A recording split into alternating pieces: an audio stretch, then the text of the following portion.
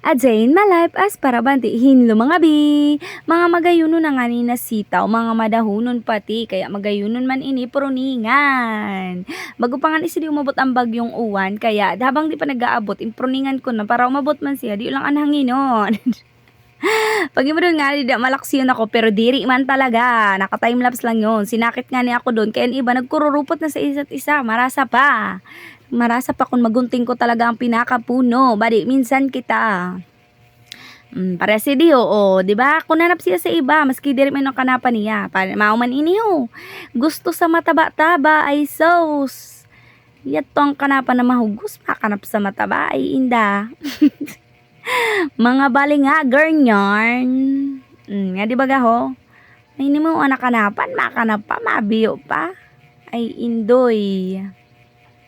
Mauman ini may kanapan ini. Punalyo pa didi talaga. Agaw-agawon yarn. And sada, tapos na. Mahangin-hangin nga ni sada kay pagkaagason ang bagyo, an abot ni uwan. Bye!